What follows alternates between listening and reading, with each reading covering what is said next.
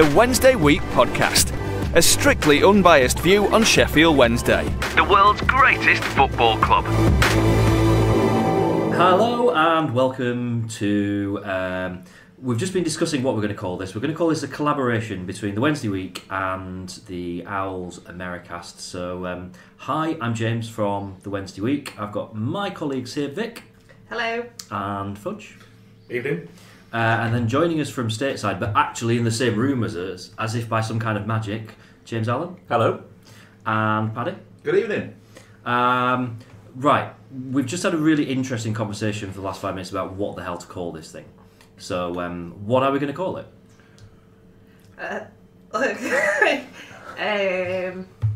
Owls Assemble. Oh, like Avengers Assemble, but really shit. Owls Assemble. Yeah, when you No, he's just doing that so he can use his same logo. have you got that noise of like the conch shell from Anchorman? Like, you know what I mean? Who's got pitchforks? Yeah. This reminds me of a very different story, Fudge, but that reminded me then that now Kieran Westwood's been playing again. Whenever he like catches a cross or something, I just at the crowd yesterday at Middlesbrough, I was just like, I can't not do it. Everyone just looks at me like, what the fuck's wrong with you? So yes, obviously James and Paddy, you're back in Sheffield for Christmas. So we thought we'd take the opportunity to all get together and do kind of a bit of a podcast mashup, sort of review of the year, but obviously a couple of games in the last few days to talk about as well, and plenty of other stuff that's going on at Sheffield Wednesday right now as well. So we'll talk about that. So the last time we did an episode of the Wednesday Week was just after the Fans Forum, but just before the sacking of Jos. Now, James and I have been on a podcast since then, so we've kind of said a few bits and bobs about that. But I know Paddy, Fudge, Vic, you've not kind of had your chance to kind of put your thoughts across about Jos going. I've got a feeling I might know where you stand on it, to be honest. So I guess the floor is yours, really, to react. Paddy, you were his biggest fan, were you? Feeling ha ha ha. I mean, party time, right? I mean, just because it's been such a long few months at the beginning of the season, it's just been painful to watch. We had no progression at all for like last, God knows how many months now. So for me, it was overdue sacking, mutual consent, so not sacking. Yeah. And the change we've seen in the last two games from the players' response. It hasn't been that dramatic in the Preston game, but we'll talk about it later on. The Borough game was a lot more solid and more confident from the players too. So I think totally the right move. A little bit longer than I wanted it to take, but it's done and dusted now. I just think it was great timing, what with Martin Allen being sacked today. Oh, that's Mad a blow. dog. I know that means. I am very sad to leave the club. Regards, Martin. See you later, Martin. Oh, I'll miss Martin Allen. I will, for that very reason. I would love him to come in at Hillsborough. Trevor and Mark would be out of a job. I can't abide Martin Allen. Oh. And the worst bit is, I don't know if anybody's seen this, have you ever seen it when they signed Drew Talbot or he just renewed his contract and they're in front of Martin Allen's office? And, It just says and it's just a 2 foot by 2 foot white square that says Martin's office. Somebody's got to take that down now. They've got to get some lifting equipment in. Who's going to do the website? He takes it with him wherever he goes. His next job. Martin's office. At home. Martin's office.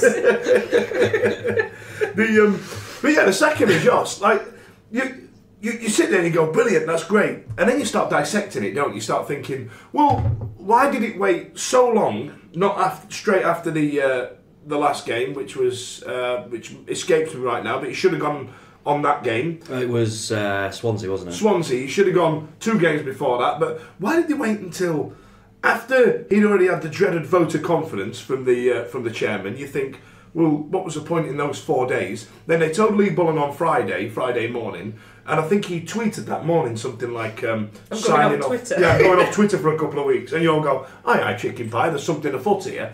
And then and then they wait and the day before a game, and then Lee Bullen's gone to Cameron Dawson's house to tell him he's not getting picked. And you just think, well, this is just piss poor planning. This is, you know what I mean? Hold on, piss poor planning? Sheffield Wednesday. And what he did, but that's the point though. So when we spoke last, you mentioned that there's no plan, there's no agenda in place. I don't remember him saying. I might have made the point a couple of times. If you're questioning this, we've got an hour and a half of a pod from the weekend where me and James just say the same thing over and over. But then the further thought occurs, which I just need two things answering about this whole thing. It's what did they fall out about with Westwood and Hutchinson? What was the fallout that they had? What was the crux of the matter? And which mushrooms? It must have been mushrooms. It must really he likes the green pot noodles and he's not allowed them. Is that what it is? Yeah. Oh, they are. You see that? I didn't think of that. Yeah, it was mushrooms. And the second one is, who gave him the job in the bloody first place? Yeah. You know what I mean? Who said to a man who doesn't know the positions of where people play on a pitch to go, hey, you should get this mustachio? Do you know what I mean? Who came up with that? Who was due for retirement? He was ready to retire, and yet we lured him out. And no, you're our man. You're the guy. This guy should be Lotman built already. He's ready to go. Yeah.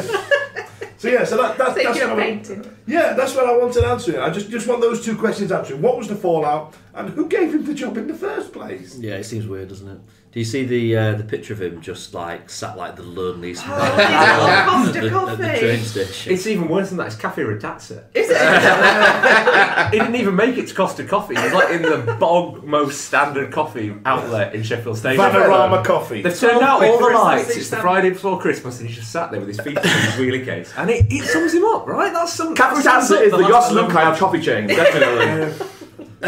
We thought we were getting like some kind of fancy high-end, special brew coffee, and we got Cafe fucking Ratazza.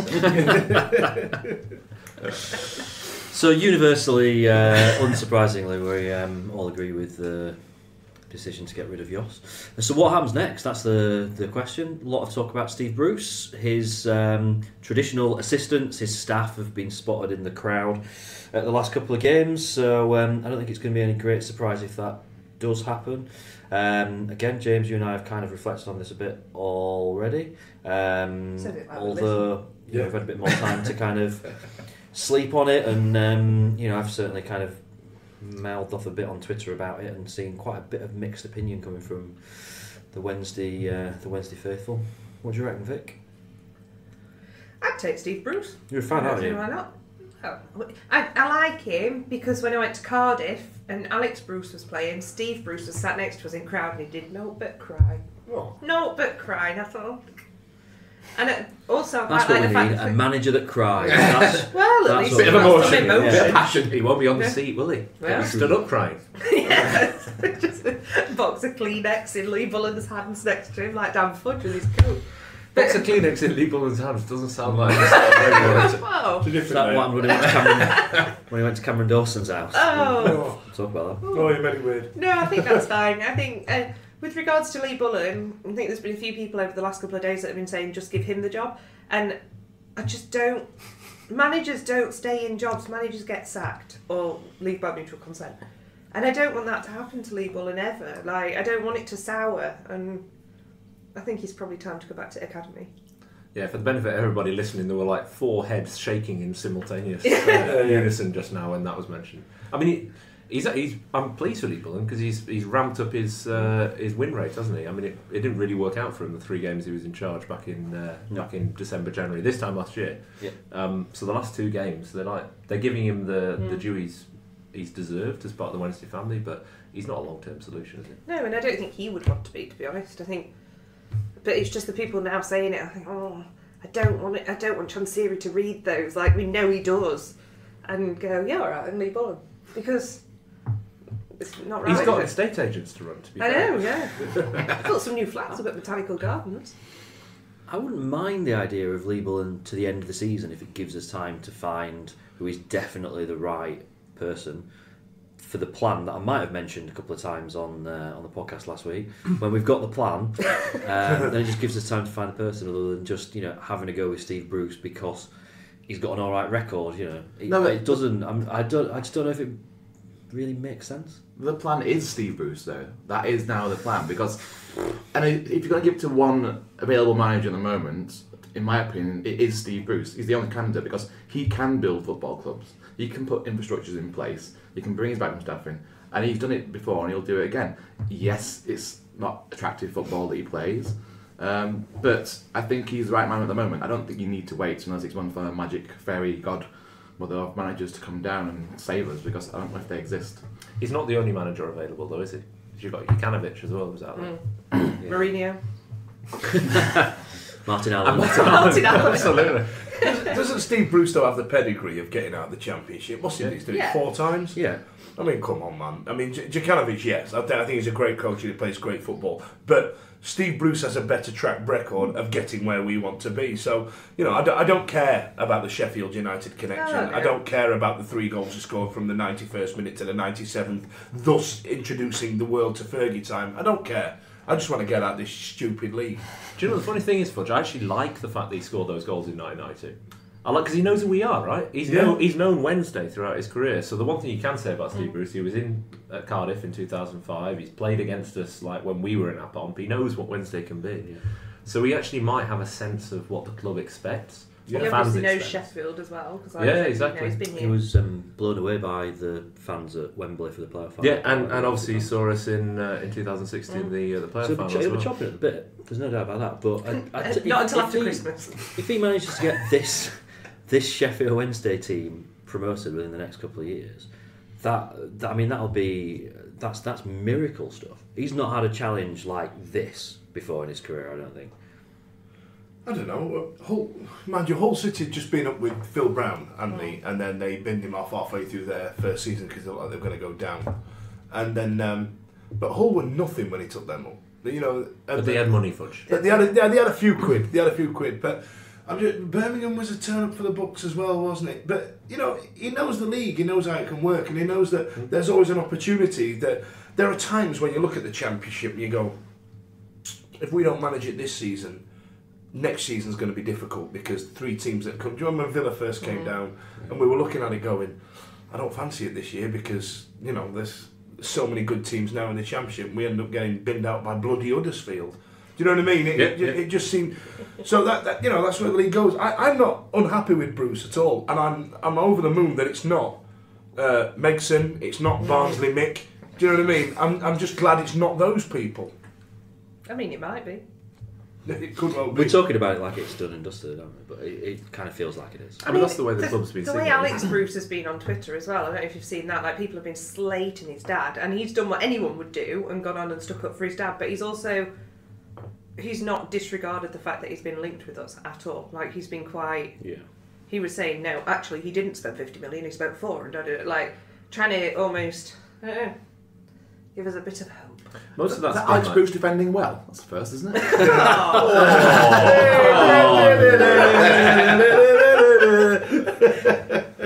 Yeah, well, most of it's been like defending against criticism from the Villa fans, right? Yeah. Because the Villa fans had such high expectations that the brief there was just look, blow through the division, get top 2, and get us back into the Prem. And in fairness to him, I mean, he took them over when they were a pretty low ebb after Di Matteo, right? When the whole thing had kind of was it Di Matteo? It was Di Matteo and Steve Clark. Oh, that's right, Steve Clark. I was going to say, super coach. Should get it. Should get it on He's basis top of of his performance in Scotland. Now we've been there before with Stevie May, and maybe that isn't necessarily the path to go down. But he got them to the playoff final, right? I mean, you know, by hook or by crook, he actually turned that team into something that nearly got there, and we shouldn't dismiss that. So, I don't know. I mean, the Villa fans are kind of pretty heavily bruised, but his record is impressive. My worry is his expectation is to spend, and we know he can't spend, or he can't spend if he doesn't sell. So my worry is that Villa were kind of a similar sort of proposition to what we are, in terms of the fact that they were a club that was in a bit of a mess. You know, kind of up and down the club, there were things that needed to change, and he did do all right, but he was able to bring in quite a lot of players. Granted, he had to sell a few along the way as well, but he certainly had money to invest. And at Wednesday, he's not going to have that money to invest unless we sell people. It's been tweeted by what's his face at the Sun this evening that Adam Reach is definitely not for sale in January. So that gives you the impression that we're not looking at selling wholesale across the board. So Steve Bruce probably not going to have much money to spend in January. DC and Alan Nixon have got a good relationship, though, you know, based on what we heard last week. So that, we can take that as cast iron truth. Fair point. But he's going to have to wheel and deal, right? He can't just bring in the whole promotion squad from 2015. I mean, much as we'd like El Mohammadi and I would have signed. El Mohammadi's gash. There you go. He is now. He wasn't then. Yeah. But the point is, if he's going to want to bring his players in, he's going to have to ship somebody out. You know, and if he likes Barry Bandon, he likes Adam Reach. There's not many other players. Well, we know there's one for definite that I think will go in January, which is Mr. Westwood. Just given. Yeah, Westwood to Leeds. Yeah. Because him and Bruce don't have a good track record at all, do they? Is that from Sunderland? Yeah, Bruce was manager at Sunderland when Westwood was there. I thought that was Martin O'Neill that he'd fallen out with. I was under the impression it was him. Don't know. Well, we never know. Will we get cash for Westwood in January, or do you think it was? Yeah, he's under contract. There's Only 6 till months the end left, of the right? season. Yeah, it's not going to be a lot, is it? You'll get cash, but not as much cash as you get on the free market, right? You'll get cash, but you also will save 40 grand a week. All right.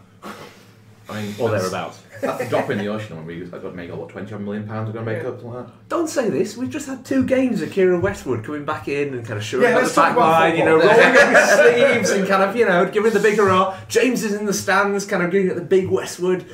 You can't then go to Leeds in January. That would be so Wednesday. Oh, yeah, that's probably exactly what we'll do. Yeah, probably, yeah. It'll really ruin games for me.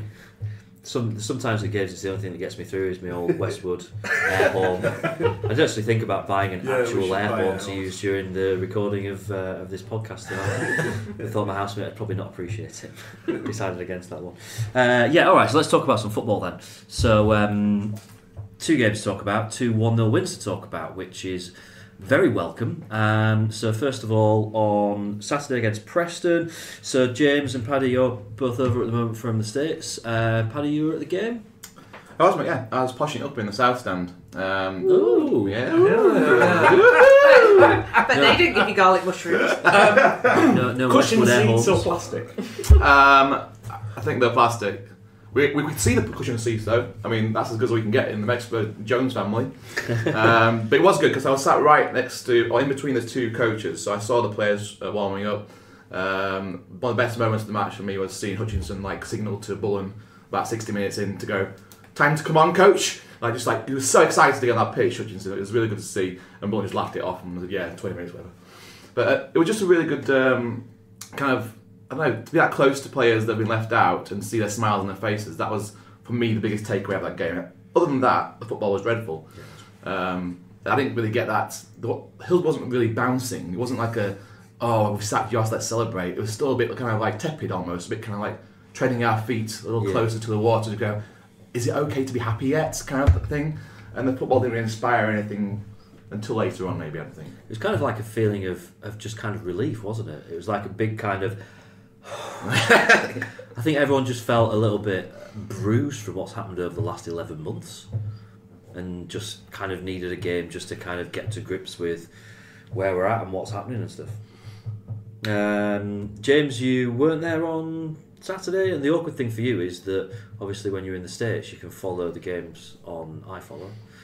Over here you can't even do that. Yeah, it's a chuffing irony basically. When I come over here I see less football than I do when I'm back home. So no, I didn't, but I had the misfortune to watch the highlights, of which there were none, other than Hector's header, which was it was just, it felt like a job well done, right? We weren't going to miraculously suddenly turn into a good team overnight, but it just felt like we'd done a few basic things right. We switched back to a flat back 4. We got the sense of a team that was going to play for each other. There was kind of a bit more coordination, a bit more communication, maybe. And I know it wasn't pretty, Paddy. I mean, I didn't see the whole game, but what I saw of it was pretty ugly. But we did a job, right? We wound up Ben Pearson. We got him sent off, which is job number 1. And then we closed the game out. And you can't ask any more than that. I thought it was alright. I was quite Yeah, it wasn't. I had a It wasn't lovely brilliant. day. How many Belgian Blues did you have? I had a nice time. The sending off, the fact that they appealed it, was Stupid. it was just On embarrassing, Christmas wasn't it? Eve, right? They convened like an EFL panel at 5 p.m.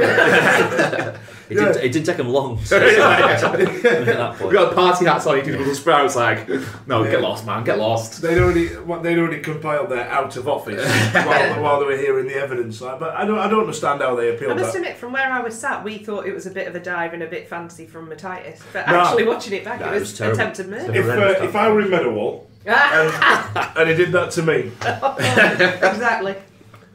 Real world fudge here now, Yeah. putting it in context. The thing was, he went in at a normal level, then raised his feet Yeah, to the yeah. last minute to his knees to go, It's a "Hang on, shocking mate, challenge. I can Yeah, kick him it's a then." sending off all day long, and what they were thinking about appealing it, I've got no idea. But we know he's got past history, right? So I'm serious when I say you wind him up. That's gamesmanship, and it's actually a team that's functioning. because they're thinking about how to play to the opposition on the basis of being set up well and actually pulling together, rather than maybe what we've been doing before, which is it's felt like we've not been playing their game, we've been playing some kind of crazy tactical affair of our own. Did you see a difference in, because I think the difference between Westwood and Dawson predominantly for me is the organisation of the defence, the communication. Right? He's constantly on everybody's back. I do believe that Cameron Dawson is going to be a great keeper for somebody one day, whether it's for us or whether it's for somebody else. But he does have a little bit to learn in terms of marshalling. Was that apparent to see? You could hear it. Probably, yeah. And they were all shouting at each other. We were on about this earlier, weren't we? About the fact that, I mean, Westwood's obviously kept 2 clean sheets, but to be fair, he's not really had that much to do in either of those games. But that in itself is not insignificant, because it's just felt like, and probably more so in the Middlesbrough game, also we'll talk more about that in depth in a bit, but it felt like we were a team of leaders, whereas all season we've been the opposite of that. We've just been a team without any direction at all. And I think that having that coming from your goalkeeper inspires the rest of the team to also be the same. So I think when you've got a team with no leaders, then you've got no leaders. But once you start, you've got one leader, then you add Hutch back into the mix, you've got 2 leaders, and then suddenly everyone's barking instructions at each other, and you've got communication across the entire team.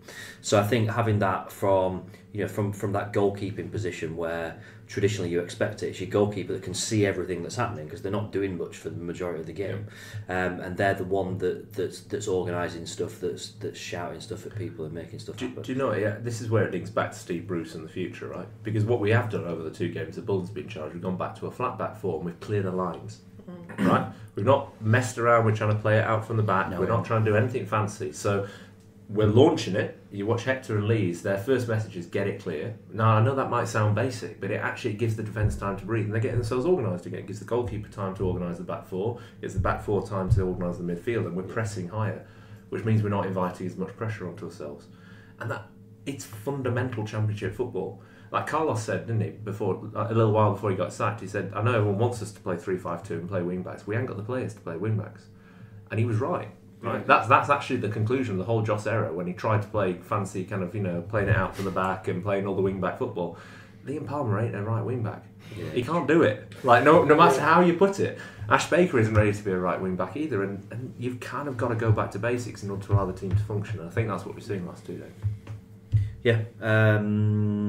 So yeah, anything else about the Preston game? There's something really significant about the game that we've not mentioned yet. Really significant. I think it's really significant. Did we score a goal? Did we have striped nets? Paddy New came on in the last minute. That's checking my notes. I ain't got anything, mate. Yeah. All right, so I'm thinking about 3 minutes to 3. Waterfront. The return of Waterfront as the run-out music that's not been used all season. I thought that was strange, isn't it? Manager goes, obviously, caretaker manager comes in, and that game, we go back to using our previous run-out music. I can't see Yoss saying, I demand Artie Monkeys being played before I come out. Surely it's just a bit of a... At no point has Yoss said, no, I'm sorry, Waterfront doesn't spark them up, or Bully's gone in and gone, before we go out... I think it's that way round. Do you think? I can imagine Bully going in and going, play the music that we used to come out to and used to get the people going. I can see that happening. Because that's what he did with the keeper. I mean, that's why he made this thing. It was a signatory choice, right, to play Westwood. It's almost like a psychological thing, right? Yeah, so you let's reset everyone's minds back to the good old days where Westwood's in goal, and Waterfront's playing, and then it kind of works. It tricks everyone to romanticise slightly about the games. I still think it was a bad game. If Yoss was in charge of that game, I think we'd be talking about a drab 1-0 win and how nothing's changed. If the fact that Bullen's in charge of that game and he's picked up Westwood and Waterfront's playing, we're like, we're on an upwards trend. Before we even kicked off, we're already winning. Well, I can imagine that happening, Well, in one way, shape or form, we're all in like a field of marketing, right? And don't discount that. That's about how you actually engage everybody. You get the fan base back on side again, right? I mean, that's what Bullen's done in the last week. I'm going to start doing that. When you walk into the information school at Sheffield University, it's because Simple Minds will pitch down. All these students will be like, yes! Receptionists will love you for that one song that's just playing over and over. No, but you've got I've seen people tweeting about we've got our Wednesday back and stuff like that. And there were chances, weren't there, was it during the Norwich game or the one after? I can't remember, but during one of the games it was, we want our Wednesday back. And that it is all part of that overall kind of feeling. I think among I think Wednesday fans in a lot of ways are quite easily pleased, aren't they? They don't necessarily demand success.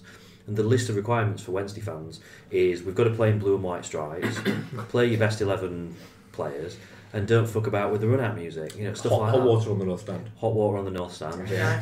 I really feel for those foundation members who've got to go back out of the lounge and queue up with everyone else before they go back in. That's a real issue for them. Yeah, but you know what I mean. I think it's kind of like I don't think it's as insignificant as we could kind of dismiss it. Not at all. But there was a lot of smoke, wasn't there, when we said, "Oh, we're going to play Sheffield-based music now in the stadium." Here's the playlist. This is great. This is the playlist, guys. Yeah, not off. That's right, mate. You know what I mean? Yeah. And everybody was going, "Oh, this is amazing. This is great." Outside of about 3 or 4 bands, I'm kind of done. Do you know what I mean? Week 1 we'll go with Pulp. Week 2 we'll got Human League. Week 3 probably Reverend and the Makers. Week 4 Arctic Monkeys. See you later. Thanks a lot, kids. We're going back to Waterfront. That's what it should have been. Do you know what I mean? That were it. But I'm not all in this indie wafty beer world with top knots and peaks and wafty scarves and skinny jeans. Do you know what I mean? We're not all like that. We're all Yorkshire shit kickers at the end of the day.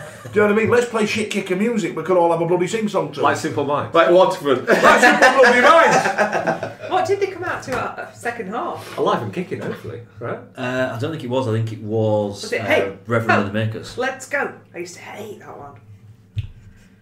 No? I can't remember. Can't remember. Beer, I'm never back for the start of the second half. I'm always still drinking beer. Well, no, I wasn't. That's why I'm asking. No, don't know.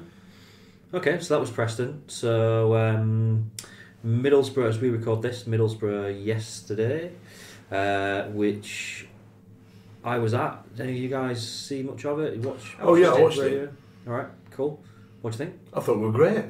I thought there was a bounce. I think after Preston, that was a tentative victory.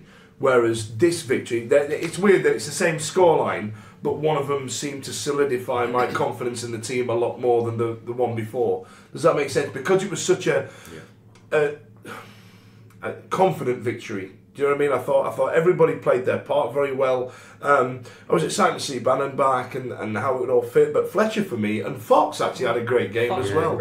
I thought Fox was really good, but Fletcher actually absolutely ran his blood to water. Sometimes I go hot and cold with Fletcher about his input and what he does, because I get the impression from him that he's sometimes a bit of a negative impact in terms of the morale of the players around him. I think that I believe that when Jordan Rhodes was talking about cliques around it and factions within the dressing room, I believe that he was talking specifically about Bannon and Fletch. I've just got that in my head. I've got no don't quote me on that. But I just get the impression the way he carries himself and the way he talks to players. But I thought he was outstanding yesterday, and I think Morgan Fox all of a sudden has become a football player, and it's nice to see social media actually recognising this as well. I mean, there's actually been some sensible fans that have been going, Fox had a good game. Well, you say that, but I said Fox had a good game on Preston, a Preston game, and I got slated for it. I don't think he's been anywhere near as bad as what he's been made out to be. He's still got a mistake or two in him. Yeah. He made a couple of minor errors, and you can dismiss it as a minor error because it didn't lead to anything. But it's no different to how Tom Leeds has been playing this season. Yep. Tom Leeds has been making 2 or 3 mistakes a game, and fans haven't really got on his back because he's Tom Leeds. Morgan Fox, for whatever reason, is just that figure now that that gets the stuff. But I tell you what, the Preston game, the fact that his name was booed when they were announcing the team before the game, I think it's just disgraceful. Wow. That's awful. That's such a really, on the day that the whole place has been negative for such a long time, but the manager that everyone hates is gone. The guy that everyone loves is back in charge. We've got a game that we can win. Why would you need that kind of negativity at it's kind of a minute to kick off it's just before hi-ho Sheffield Wednesday? We've always got to have that one person to rein in on, right? And it's been Morgan Fox for the best part of a year. But I mean, Paddy, we should probably read out a prepared statement here, because Owls Americast is actually saying that we think Morgan Fox has done all right recently, despite the fact that we've been railing on him. We've been railing on him for footballing reasons. I mean, he has got a mistake in him. He's made a lot of those mistakes. But in all honesty, he's been asked to do too much. He's a left back. And funnily enough, when you ask him to play as left back, he performs a whole lot more admirably than when you try and play him somewhere in between left wing back or left midfield, or you ask him to play as the left side of three centre backs. And the only mistake I've seen in the last 2 games has been his moustache. Like, he got the wrong memo there, which was like shave off your tash and start mimicking a moustache. Don't actually grow one, right? It's not just that though. It's not just about the kind of getting regular stuff in. He's having a regular back four with him as well. I think having someone like João helps him a lot on that left wing. I don't think João's very good on left wing as far as going forward entails, but actually helping Fox out on that left back position is actually, I think, gives Fox a bit more confidence. I've seen him be a lot more confident in the last 2 games against Borough and Preston since Jos left. So I don't think he's our left back of the future, put it that way, but I think he can do for the time being until we get someone else in. Yeah. I think he's been all right. I think he's put in a couple of decent shifts. The significant thing for me against Middlesbrough, and Fox was a really good example of this, is that we got players across the park that were playing with a bit of swagger. They were playing with balls again, and we've not been doing that. You know, there was a bit of confidence. There was a bit of, you know, kind of head held high, and Fox was a real example of someone that's just been down in the gut for such a long time, and suddenly a couple of games and he's got his confidence back. He's so passionate when we score as well. He's the one that goes for it. Real, there was a lot of swagger going on in that team. I think Hutch being back in is just so significant, and you know, he's a bit of a Jekyll and Hyde figure, isn't he, Hutch? Because you know, it's not that long ago that we'd sit every week when we were doing our podcast and talk about the fact that Hutch is probably the best player in our team, really, and he would be a Champions League defensive midfielder if not for the fact that he's basically got no legs. Yeah. But you know, if he'd stayed fit his whole career, there's no way in the world he'd be playing in the Championship. No. But at the same time, he's an absolute fucking liability. And whatever happened between him and Jos, we'll probably never know, but something happened.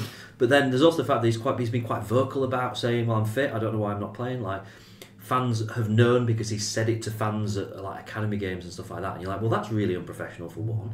And then obviously the moustache thing after the game yesterday, which was hilarious. It was quite close to where we were, it was just in front of us.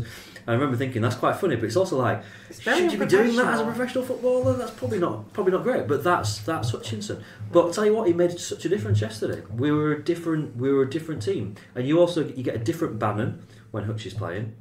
Because he can play, Bannon's allowed I was going to say to do something, yeah. whether it's psychological or what, I don't know.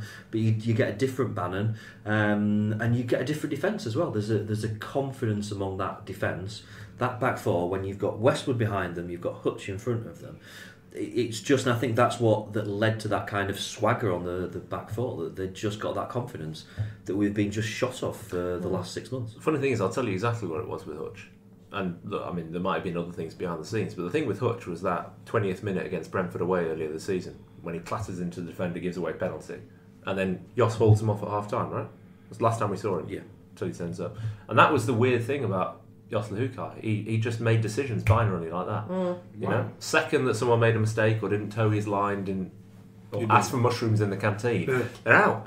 Now, you know, you can kind of excuse a bit of unprofessionalism in that environment, because that doesn't feel like you're getting the right rub of the green, you're given trust, and you're taking into account all of the impact that a player like Hutchinson has on the team. You know, first game of the season he was asked to play as an attacking midfielder, right, against Wigan. Yeah. You know, then he's against Brentford and he's being thrown back in the back, but in kind of a weird kind of hiatus role, not as a defensive midfielder, kind of like trying to play somewhere between centre back and DM. So I've kind of got a bit of sympathy for it, and I think you've got to allow them a little bit of that kind of letting off steam right now. Yeah, I mean, you know, Josh don't work for us anymore, sod him. Do you know what I mean? As simple as that. But I thought that was interesting that you were saying about Bannon. I saw a good few conversations after that Brentford game, and about how sometimes, and it was Preston, wasn't it? How we sometimes play better against teams without Bannon. There is an argument there for it, and I think you're right. When Bannon has Hutch behind him, there is a better confidence, because you'll see a lot of games Bannon drop back when he hasn't got a decent defensive midfielder. Bannon drops back, picks the ball up deep and tries to ping these Hollywood balls, and it's not a successful way of winning football games. Whereas when he's side by side with somebody like Pelopessi, who again, you know, put his graft in on against Preston, wasn't it? And didn't play terribly. There just wasn't that, as you say, that swagger around the players. So there is sometimes a conversation to be had of whether every game is a Barry Bannon game. Do you know what I mean?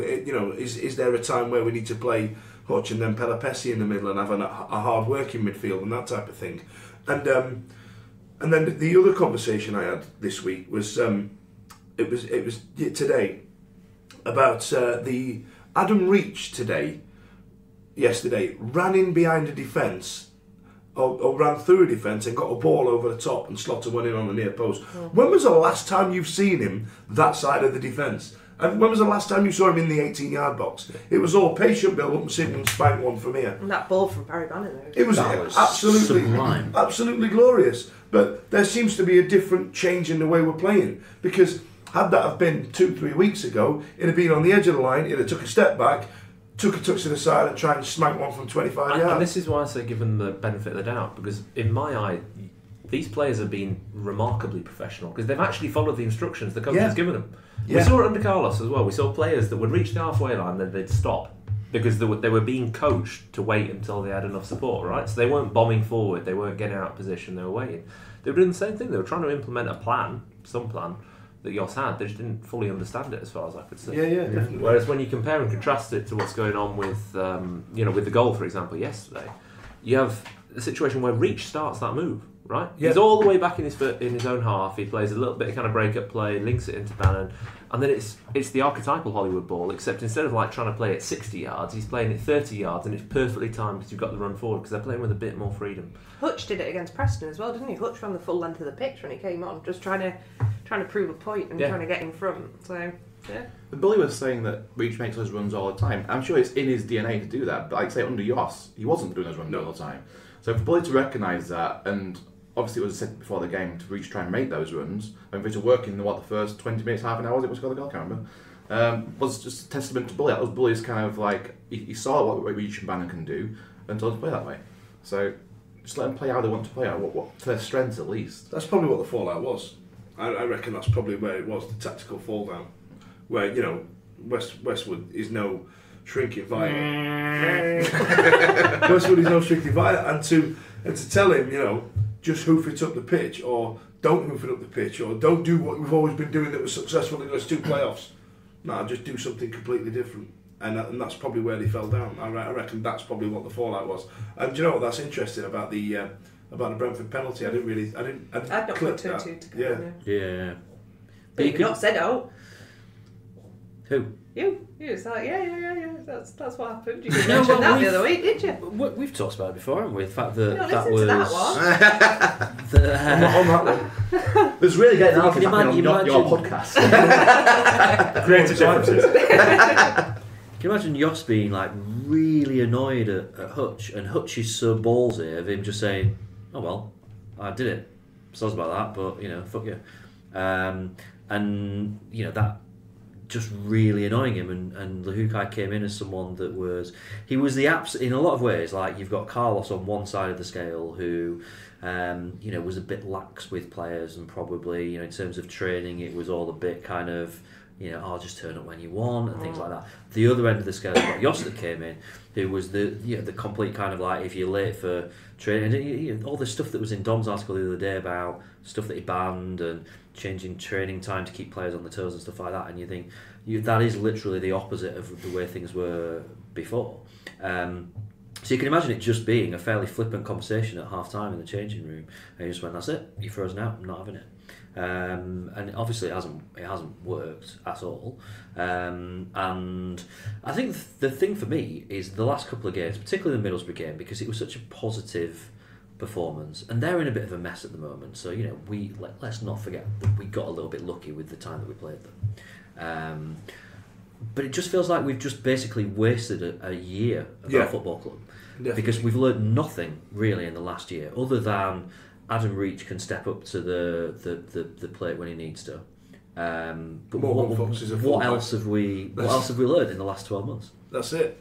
We're nowhere any better, any worse off. We've just wasted a season. It's still Christmas time and Lee Bullen's still in charge. Literally the same. We're not playing Burton on Boxing on New Year's Day, are we? Oh my God.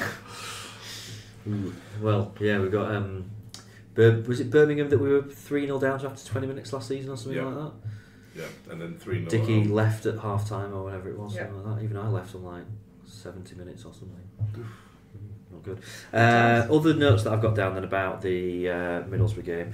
Firstly, we've slightly touched on this, but that reach goal, he had absolutely no right to score from there. How did that go in?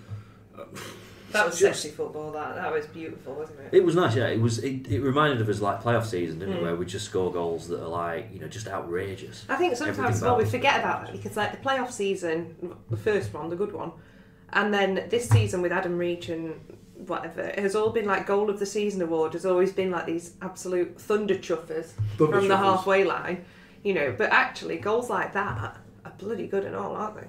So it's nice to have a different perspective. And, you know, I know... It won't make the match of the day advert, we know that. Yeah. But it's one of them, innit? Even if we're not going to sell him, you know what? Every time he scores a goal, it's like, it's an extra $500,000 on his value. We'll take that. You know, it's not a bad thing. It's not a bad thing. Paddy, you mentioned Zhao, and he works quite well on the wing, but not so much coming forward. I felt during the Middlesbrough game that Zhao going off was the thing that actually changed the game for us. That was the moment that it all kind of... having an extra man in midfield and suddenly it just started to work again after that. So I don't know how significant that is. And it's unfortunate because obviously Zhao picked up an injury and he's not been playing badly. He's our top goal scorer this season. What's he got? 8 or 9 goals or something that he's got. Does he? If we're going to play him wide, does it work? I'm not convinced that it's the right role for him, and it's difficult how he. You know, Fletcher's kind of made that position his own now. I thought Fletcher's work rate yesterday was amazing. He played 90 minutes, which I never thought I would see. And he was dead. He was like an old man. He started limping at like 20 minutes. I didn't think we'd see him through, but. And every time we went for a challenge afterwards, he'd have to like shake off one of his legs and stuff, wouldn't it? And he would be hobbling around until the ball came near him, and that suddenly burst into life. And he played that role fantastically. How long do we have until the return of the hoops? Never. Last month, I think it was meant to be. Because I like him. It's always a few more months. But here's the thing, right? So, first and foremost, credit to Onoma when he came on. Yeah, brilliant. Onoma was fantastic yesterday, right? And that gives the lie to what Jos was talking about as well when he said he brings nothing to the game. And he was talking about his performance. Also, I mean, none of us saw that because we saw him actually putting a good shift in that game. But he was terrific yesterday.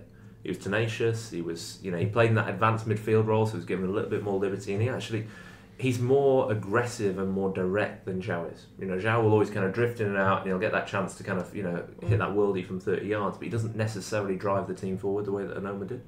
The other thing with Fletcher, and I've said this since we've signed him, and we've never tried it, is he needs a pacey striker running off him.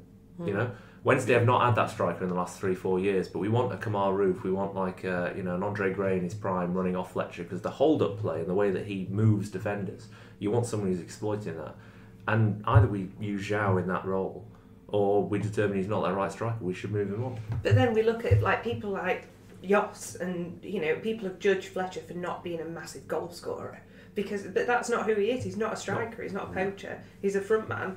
He's a forward, and he needs somebody alongside him like that, a little whippersnapper. He does, yeah, and he works. You know, the way that he's been playing that role in the last couple of games has been superb. In fact, Fletcher all season really has been good, and we've talked about this a few times, haven't we, about Fletcher being an intelligent footballer. You know, he's been around. He's played in a lot of different leagues. He's played in the Premier League for a long time. He's learnt a thing or two, and he just knows what he's doing. And I was watching him fairly closely during that Borough game, and even stuff like he's going up for a header that he's not going to win, but somehow he manages to do it in a way that the defender's got to head it out of play for a throw into us or something. He's just got this incredible experience that he's built up, and he's knocking on now, and he must be like 32, 33 or something now. He's certainly not getting any younger, but it feels like he's kind of coming back into his prime a little bit, and you know, lasting but 90 minutes, which I did not think we'd ever see Fletch play 90 minutes, or Hutch for that matter. Actually, that's a statement stands. And actually, we didn't, did we? He ended up going off. Not sent off. Not sent off. Not even, on a stretcher. Not even a yellow. Hutch yellow card bingo went out the window. All right, so let's talk about full time then. Obviously we've all seen the Hutch thing. Do we make anything of that? The Westwood also seemed to do some kind of gestures to the crowd. I don't know if that was I didn't see that. Fletcher's 31 by related. Was he only 31? Oh, then he should be playing 90 bloody minutes. Young whippersnapper. What did Westwood do? Let's see that. Westwood was doing something to the crowd. I don't know if it was just he was kind of doing that thing where you do like the glasses thing. I can't do it, where you like hold your hands in a certain way to make glasses. Yeah, that's it. You can do Not it. so. Vic can- No. This will work really well on a podcast. Really well on a You know what I podcast. mean? I mean, Hutch to do with the moustache, he must have practiced that. Because I mean, if you went purposely with 2 fingers for a moustache, right? If you went 1 finger, that's him. Yeah, that's not. So I think he must have practiced in the mirror beforehand. It wasn't like a spur of the moment thing where you go, okay, I'm going to moustache thing to the fans so people know that he was a knobhead. But he actually went 2 fingers, which is very bizarre for a moustache. Yeah, I've never done that. No. See, I think he went like first of all in the mirror and go, no, that's a bad idea. No. 1 finger. Do you reckon it was going to be Especially if he's waving to the crowd at the same time. Not good. I mean, thankfully you can't see the. That's a different headline altogether, that's really. Very different. Very different. Do you think it would have been his celebration if he'd have scored? It might have been, yeah. Fudge, And I think that would have been. You've spent the last week doing Yoss impressions on Twitter, starting at 3:30 in the morning, whatever day it was, Christmas Eve or whatever it was. Hutch is kind of outdoing you now. He's now. Yeah, it's coming and He's pissed on the overtaken you in pencils, hasn't the Yoss Lahukai tribute act. I might Billy. start doing Sammy Hutchinson now at 3:30 in the morning while I've had a few beers, just walking around doing cockney noises. You know what I mean? See if I can get away with that, like, you know what I mean? But yeah, I don't blame him. You know what I mean? He's been treated. He's been made a scapegoat of a few as far as the relationship between Sam and Joss have been. So, you know, he won. Celebrate it. I don't care. There's a lot of vitriol about going. He's unprofessional. Maybe he should have not done it. You know, I've got better things to worry about. I think as well, he's struggled with his mental health, hasn't he? He's made no bones about that, and he really struggles when he's not playing football. He really struggles as a man, as a husband, as a dad, or whatever. So it can't have been easy for him. He's not a dad. He's not a husband. He can't be. He is. He's too young and pretty. Although, can we talk about his hair? Because it's not been looking as good recently. No. It's It's gone a bit Dan bouffant, Fudge. hasn't it? It's gone a bit Dan Fudge. No, it's old school Hutch. I love the bouffant. Fudge is trying it, aren't you? Yeah, I'm going to give a go and get rid of the sides, and you know, We've got a slight point of order right now because there's 3 of us that need to open our next cans, so we're all going to do it in unison. So Where's mine? that's the Am I gonna noise take that you one there. It's all here, there we are. and Vic needs her beer as well. Right, okay. So I need to get my lime. okay, what about Are we? All right, everyone's just leaving. Is she still recording? Yeah, we'll battle on. So what about at the end of the game, Lee Bullen kind of came over, waved a little bit to the crowd, but didn't do too much. I guess 2 questions here. Do we think that Bullen's going to be staying on? And secondly, is it kind of, does it feel like a guy that knows that maybe it's his last couple of games involved with his football club? Probably the latter. I'd say the latter because you know Steve Bruce, as we know, you've got Agnew and Clements who are the old guard for Steve Bruce, and he's got his own team and he's got his own players. Now, I am a big believer in change, not change because I don't like change. But you're a big believer in it. I'm a big believer in it. I'm a big believer in moving forward in innovation. Do you know what I mean? And is Lee Bullen a negative effect because it's all that old Wednesday nonsense and we need to drag ourselves. You liked it a minute ago when they played on the waterfront. No, I thought that was a great marketing ploy. Do you know what I mean? Is that there's obviously been a lot of vitriol on Twitter as well and on social media about Lee Bullen's involvement with the team, but my thought is are we a power cup? No, we just plunged into darkness and James was back for a week. You cut off Fudge mid-floor. Yeah, mid-floor. But yeah, my thought is First time for everything. it's a heavy set flow. But that's something else altogether. But yeah, my thought is, does Lee Bullen drag us backwards? Do we need to just shed everything and get rid of it? I mentioned this before, that my little brother is a coach at Liverpool, and he always says that the old players are always knocking around the ground and they're always about there, and it's all about the Liverpool way, and you've got to be a type of person to be involved in this entire scouse nonsense. So have we got our own Ian Rush in Lee Bullen? Have we got our own King Kenny in Lee Bullen? You know what I mean? Is it about time we just shed it all off and started stepping forward, as opposed to, harping back to this time when we won this game 13 years ago? I think Lee Bullen is an absolute asset to Sheffield Wednesday Football Club. but maybe not in a full first team coaching role. I think as a mentor to the young lads, he's brilliant. Yeah. I've seen that firsthand. Like, he's absolutely fantastic. He lives and breathes the club. Like, he's moved to Sheffield. He's still here. Yeah. You know, he's building apartments at Botanical Gardens. He's living the dream. But I would keep him Not single-handedly, we should point out. on a Tuesday when he's off. But I think I would keep him involved with the young lads. And, you know, Hursty's left. There's going to be someone going around boxes on a match day as well, aren't there? So. It's not insignificant, is it, that he drove to Cameron Dawson's house the night before the Preston game to tell him that he wasn't playing. And even, you know, he said quite publicly, he said the lad was, you know, he was really upset, he was really disappointed, as he would be. But how much better is that than, you know, what some managers would do when you imagine, you know, if Yoss had decided that he was going to take the plunge and put Westwood back in the net, or to swap it and put Wildsmith in or something, he's not going to go to his house and tell him, like, you know, that's kind of, that says a lot about the guy's character, I think. When I knew Lee Bullen when I was 19, my ex-boyfriend was in the academy. We've talked about that before, friends with James Kay for another show, and Bully organised us to go to Hong Kong where he played, but he didn't do it in a typical that we would get the phone call and move. He actually came round to the family home, brought like 200 quid worth of Domino's pizzas, and sat and explained the reasonings and the fact that even as just the club captain, he wanted to be involved in this move and to talk us through it, because we were teenagers, we didn't know. So he was doing it 10, 11 years ago. You know, that's the kind of guy he is. He's a good guy. It'd be a shame if he wasn't involved. I think so. Somewhere along the line. I think he convinced me, because I was kind of on the fence. I kind of see the need to wipe the slate clean and like Fudge's approach, innovation, just kind of like, it's not worked the last God knows how many years. Let's try it. Bruce having everything in charge of go through Bruce, that kind of feel and stuff. And Bully, I feel like sometimes might have been the kind of, rather than a kind of club advocate and ambassador, he might have been more of a weight at times. Maybe when he kind of found himself as the assistant manager by accident almost, wasn't he? Just like the last man standing, brought in to help people through and adapt to the club. We don't need him to adapt Bruce to the club. He knows the area, he knows the people, he knows the league. Bullen, I think, is technically supposed to requirements, but I've been won over by your kind of like emotional kind of stuff about saying having a heart and an ambassador, having that kind of person in the club who knows the ins and outs of it. So I'm all for keeping him in the kind of like coaching, the youth and stuff. But as far as first team, I think it's time for him to take a step back. I suppose I've also done Stephen Haslam a real disservice there as well, because he's obviously doing something very right at the moment as the head of the academy. Who do you get rid of? There's you know, I've said before about Zhao that he's the kind of player that I think plays better when he's got someone's arm around him. He just needs that figure around him. That I don't think. I think Carlos probably did to an extent. Yoss didn't seem like that kind of manager that would put his arm around someone. It was, you know, you're either in or you're out. It's very black and white with him. I think Bullen, and I don't know whether or not you could have a job that's literally just kind of like player liaison or something. I don't know, but someone that's just there. The mentor.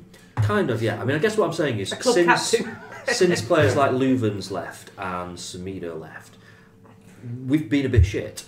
We've struggled because we've got no leaders, we've got no one around that kind of lives and breathes the club. Well, if we lose Bullen as well, is there a risk there that we're just losing that bit more in terms of our identity as a club? But here's the thing, right? We make it out like it's binary. Like, you either lose Bullen or you keep Bullen. You can have Bullen as the academy head, or you can have Bullen in a different role, first team coach. Bollocks to that. If you want to build a community, you have lots of Bullens. And you have lots of people in different roles, and you work out a role that works for Bullen, but you also bring, maybe not Hursty, a few things down the road there, but you bring other luminaries of Wednesday history in. You teach people about what it is to be a Wednesdayite, what it is to be part of Sheffield Wednesday. You borrow a page from the playbook of the Scouts, you know, we're Liverpool thing. You got to be proud of it, because what else have we got? It's like John Pearson's kind of always just been employed by the club, hasn't he, for like the last 10 years or so. But I never saw him play. For me, you can get him in the bin. Honest. If John Pearson never present again, I just shrug my shoulders and move on and be like, all right, get Lee Bullen. Do you know what I mean? Like, are we hanging on to the past? You know, there are people going to Hillsborough. What else have we got to hang on to? You know, Is there anything wrong with that? Miguel Yera in the we've Wickham been game. playoff runners up. Look He's to still the looking around. future. He's selling those head things. He's selling balls on a string like If Miguel Yera was brought in, they would all be playing with balls on a string. With the wall. Yeah. Ball. I wonder how many people on Christmas Day morning got up and had the All Wednesday DVD as one of their presents. Right, all that DVD does is just shows people what it is to be a Wednesday fan. What you know, the history of it, where it all stems from, and that's quite important for us as fans sometimes because you know we've had a pretty shit season, and we're going to talk about kind of our highlights and lowlights of 2018. But you know, I think one of the highlights for Sheffield Wednesday as a football club has been that film.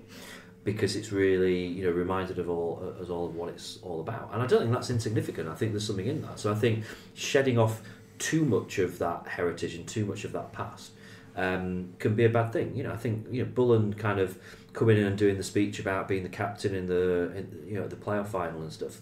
There's still room for that. There's still a place for that in football. There is. Don't get me wrong, but I think we hold on to a lot of old stuff that we need to just drop and move on and go forward. You know, Tango needs to retire. It's not funny anymore. Heresy. You know, I get that, but come on, man. The Tango advert that we named him after was 25 years ago. Do you know what I mean? There are kids finishing uni that don't remember that advert. Do you know what I mean? That type of thing. There are things that we need to drop. I'm not saying drop Lee Bullen. I'm not saying sack him out. I quite like the idea of it. What you're saying is don't depend on him. But this is my point about the fact it's not binary, right? You can have a Lee Bullen playing a role in a player liaison capacity. You can have a Stephen Aslam running the academy and building up his career because he's going to be a professional coach and he'll probably go on and get poached by Manchester City before too long. But let's hang on to him while we can. But then you can celebrate Tango, but it just needs to be a small part of it, right? It doesn't need to be the big part. Like, one of the things that got missed a little bit in the 150th year is one of our listeners, Oliver Fozzard, I don't know if you guys know him, his head brewer up at Roosters in North Yorkshire did a collage of all the things that mattered to him as a Wednesday eye. And like, it's got 100 pictures in it, right? And it's just his view. And if each of us did the same thing, we'd have probably 20 same pictures and 80 different pictures. But the point is, Tango is probably in a lot of those pictures. So we should hang on to Tango as a bit. We shouldn't depend on Tango. We shouldn't depend on Lee Bullen. We should depend on the club as a whole to knit all those things together and be something better. And then let's put a big dose of professionalism into our strategic planning and into our coaching. So, you know, we've got to build very those pragmatic answer, that James. I enjoyed that. That's a shit kick of you. That's like a shit kick. Fools, get in the bloody bin. This is what happens when we invite the actual professionals. They're coming in here with the sensible answers. Paddy had notes and everything. I just made notes again. To be No, I drew a picture of a pigeon. Oh, that's a beautiful picture, though, Fudge. Pigeon.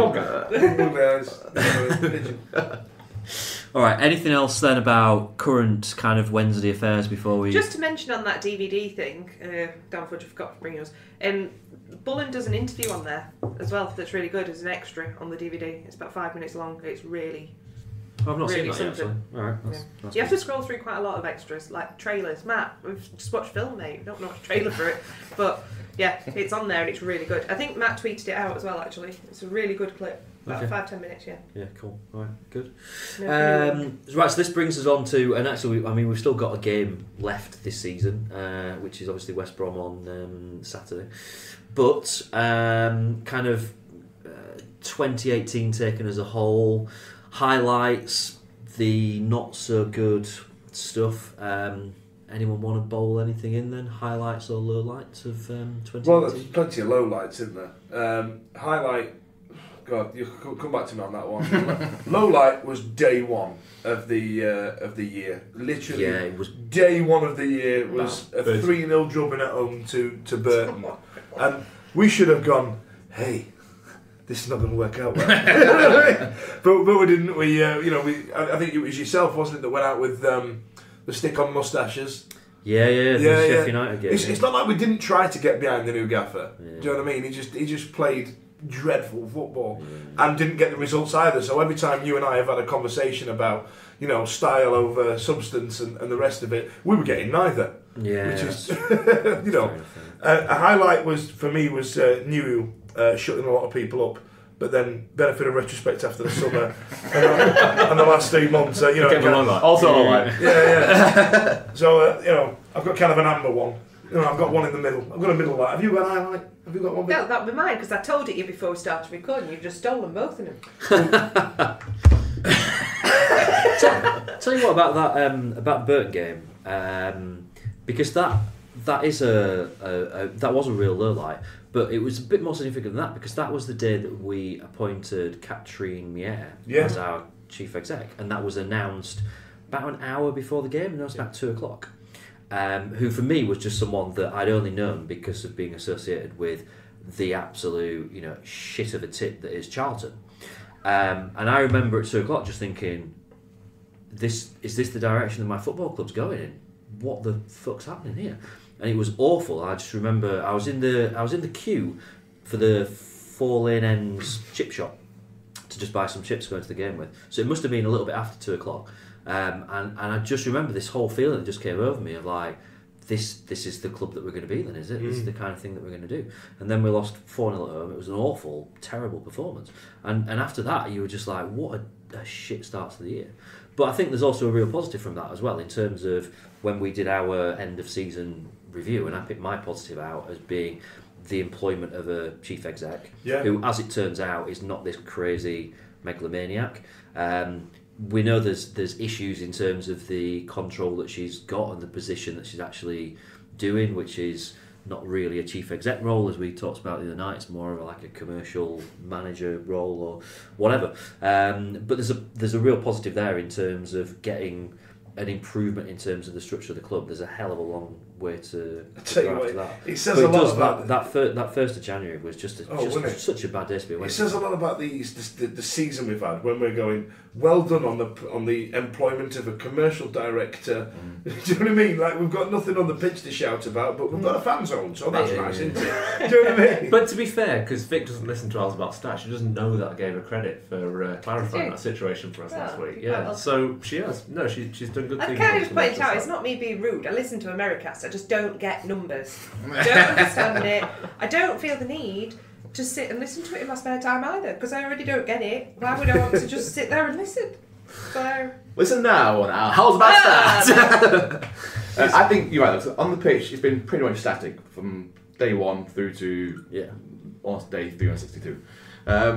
But for me, the low light has been the fans forums. Like, I just don't know why he persists with them still. He has to. Why do you think he has to? You do. There's EFL rules. You've got to have a certain number of them. Really? For a year, right? That's the amount of them and the way he's conducted them, I think, have been really, really poor. Yeah. I think the way you can go about them and the amount of times you have to do them, I think it's been detrimental rather than positive to the club. I think if you communicate more regularly, you wouldn't need to do the mass communication or the kind of face-to-face communication she prefers. So I think for me, that has to get in the bin, to steal Fudge's catchphrase. You can have it. I'd like to clean it up. And I had a highlight. Highlight was basically fans coming together to create stuff. So like podcasts, art, chuffing films, interviews with Chris Waddle and John Harkes. And like just the things it spawned. When it's like devil makes work for idle thumbs. Like, the team's shit. Let's just do something that takes our mind of it, which either talk about the team or talk about our past, or make films about our past, or make art about what it means to be a Wednesday night. That to me has been more kind of a highlight of last year than anything that's happened at the club. James, have you considered doing some kind of tweets representing like all the things that Wednesday have been doing off the pitch that fans have been doing? Because I'd imagine that would go down really well with our fan base, and you won't get any stick for that. It's funny that you can make that sort of tweet at James Allen if you want to. How our fans are actually a remarkable success story in this season of shit. But people don't want to hear it, right? But it's true, right? I mean, so. When we did the end of whatever it was, 2017-18 season review for the Wednesday week, I sat with you here, James, in this kitchen. And your highlight was Catherine Mier. My highlight was taking my lad to his first kind of full game in the Norwich game at the end of last season, and we won, what was it? 5-1, yeah, Addy Newman whacked in a hat-trick. Yes. That was like all the things that are good about Wednesday. We'd had a shocking season. We got beaten at home by United. We'd kind of flirted with relegation. We kind of pulled out of it. We shored up the defence, whatever else. And then that day in May, it was like, you know, the sunshine was out, the Hillsborough was full, the team was playing with passion, we whacked in a load of goals, my kid was there. It was a really good feeling. And then nothing really has happened since. So nothing's changed in the last 6 months, but what has changed is a lot of the fan support. So I think we should double down on that. That's been unbelievable. Yeah, I think if you look at the Owl Sanctuary specifically, Chris and Pete, they make a point of trying to make it positive, to go back to our rich history that we've got. That stuff, you know, I was slagging 10 minutes off. But I think it's a great idea because they were very careful, weren't they, in saying it's not a review show. We want to talk about the good times. We want to talk about the times and what it means to you to be a Wednesday fan. And that was quite, you know, I quite like that about them setting that up. That was pretty cool. But if I can just think, so your highlight was another podcast. Another podcast. We couldn't be here tonight, sadly. Yeah. Then we didn't want to come tonight. We'll do that in 2019. Yeah. We'll get a diary. I'm just trying to remember which song it is that says we want to talk about the good times, we don't want to talk about the bad times. Put you on the point. Is it Blame on the Boogie? There we go. I'll tell you what, I'm going to copyright that right now. I'll send you some lyrics now, Chris and Pete, for your for the theme tune. I'll write the theme tune, sing the theme tune. But yeah, on the pitch, if there was any positives on the pitch, Matt Penny. See him come through. That was great. You know, the other guys that have come through don't seem to have got to that level that Matt did. But yeah, Judd did, and there's been some great developments there. That's been cool. Yeah, I just and Lucas Yao, to be fair, as well. If I want to go recently, out of some dreadful tactics and some dreadful football and a club in absolute disarray, he still managed to score goals. And you know, fair play to him, even though you know. It's not got us any points and or wins, but you know, thanks for kicking the ball really hard. I quite like the parallels that we've kind of drawn here. So you know, first game of the year, the kind of the negativity from that, but also then the shoots of positivity with Katrine. So Norwich at home, which has been both a highlight and a low light. Yeah. We've played them twice this year. Once we won 5-1. Once we lost 4-0, and that's just, you know, that's such a contrast, isn't it? You know, not a lot of change between those two teams in that summer, and yet so different. So my low light is going to be the realisation that we were in a transfer embargo, and this is particularly significant for James and I because, you know, doing the podcasts that we've been doing about the FFP situation and stuff, and it was like watching a car crash in slow motion, and you're like, it's going to crash. They're going to hit each other. Someone needs to pull out of it. So you know that transfer embargo was the kind of thing that you're just thinking like, well, we'll sort it out. It'll not actually happen, and then obviously it did. But a highlight from that is the way that we managed to get out of that situation. We managed to make a deal with the EFL, and that meant that we were able to sign Bannon and Zhao, and maybe to an extent Matt Penny, up to new contracts, which is a real positive from, you know, the real kind of despair of being under a transfer embargo to actually coming out of it and getting the players that we could have ended up losing for nothing signed up to new contracts. I think is absolutely huge. And also another highlight, Reach scored a goal. Reach scored a goal. Adam Reach's worldlies. That's got to be a highlight, isn't it? You know, he scored some cracking goals. I mean, it's been in the last few months of the year, hasn't it? It's all been this season, but he scored some absolute fantastic shots. So for that reason, I'm going to say that my highlight is that video that's filmed from the Leeds end when he whacks that one, and everyone goes like, "Whee! Shit!" and it goes in. So that's my highlight. All right, so I'm going to challenge someone to come up with another highlight now. I'm going to give you at least 80 seconds of prose before you get there. So from your highlight, let's go to a low light, which was the last 10 minutes against West Brom. Right. So you from one Reach worldie to another, right? He pings another one against West Brom. We're doing it all right, and then we manage in the last 10 minutes to do the most Wednesday thing that's possible, which is like having held a game for 80 minutes. We then decide to basically abandon midfield, and Harvey Barnes wades through and scores twice in 2 minutes, right? So we're stood in the football factory down in New York, which several of you around the table haven't been to yet, but does you need to get out there. Danny fucking Dyer. No. Basically, there's a bunch of Charlton fans, and we try to ignore them. But the point is, you know, we're so close, and then we sat there and we kind of watched that, and it was like, oh yeah, that's always what was going to happen. And it kind of sums up the season in many respects, that last 10 minutes. It was so damn depressing. Did we make a substitution? Yeah, we did. We Before pulled someone off. I think it was Josh and Omer, wasn't it? Yeah, we took somebody off, and I think it just absolutely just changed our entire dynamic. And then, like like I say, I'm trying to take us on a nosedive, but now I'm going to do the Danube one, and I'm going to come to my low light of the season, which, just to kind of accentuate, have we talked about the fact that we haven't got a plan?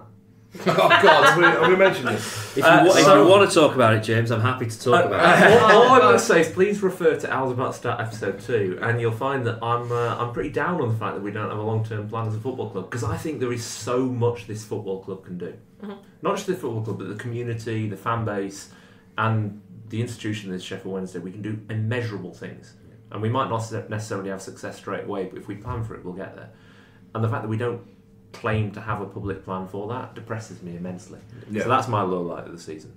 So that's my 80 seconds. I've given you Josh and Omer being taken off, West Brom collapse, and the fact that we don't know what we're doing in the next month, let alone the next 5 years. So come on, someone end on a positive. Okay, my highlight is from the new club shop in Meadowhall, and the fact that they now seem to sell Aussie Owl dildos, whatever they are. It's like a blue stick with Aussie Owl's head on top. It's a toy! I was looking at my nephew really went today. Well, a baby's toy, let's clarify. That's a toy toy. If you're going to buy Aussie Owl, just buy Aussie Owl. It doesn't need to be a stick with his head on top. Rampant Aussie, is that what you're talking about here? It's not like a Pez dispenser, is it? Yeah, it looks like he's got his head on a stick like on Game of Thrones. Yeah, it's horrible. I almost bought that today for my nephew, by the way, online. I was like, Michael Hector bought it for his son. That's all we've got left. Sent it Fudge. okay.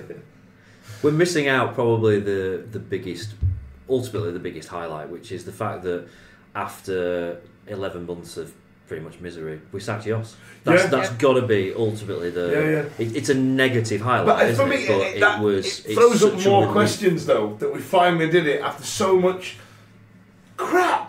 And it took us months and weeks for us to realise and do it. A highlight for me would be that we finally got recognition of our existence back from the club. Yes. You know what I mean, didn't we? And Matt Exton were in his credits. I made my entire family watch all the credits on Christmas Day until it's at the Wednesday week. So we did that job. But God, it's been crap, hasn't it? It's been a difficult year. It has. And I just hope it gets better. Well, I'll tell you what, Fudge, things can only get better. Oh, D-Reen. That's right, not off. Right, any other musings from 2018 to bowling? No, screw it. Let's go to 2019. Yeah, that's what Adam Reach had a great thigh yesterday. Did you see the thigh video? He had a great thigh. Yeah, there was a clip. I think they filmed them coming out of the players' the dressing room. Yeah. Coming out of there, and he just went like that with his thigh, and I've screen grabbed it. Has he got like 4 big tattoos? And then she went to Meadowhall and bought the Aussie Owl.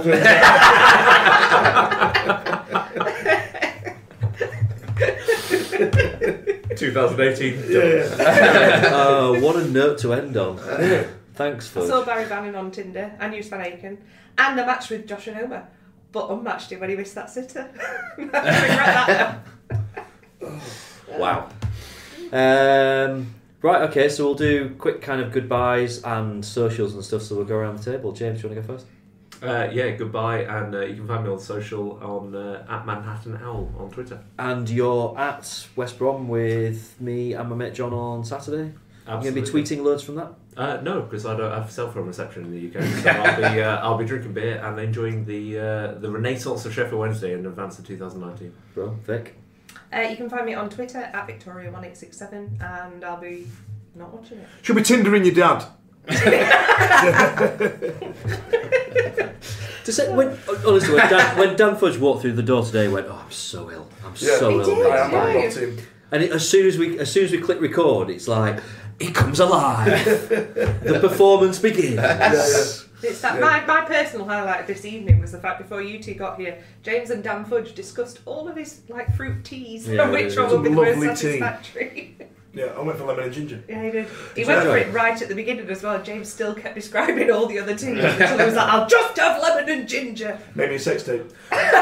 My name's Dan Fudge. I'm available on Twitter at Dan Fudge. You have to shout it into the microphone. Yeah. That's the news. I'm Paddy at New York Owls on Twitter, so at New York Owls.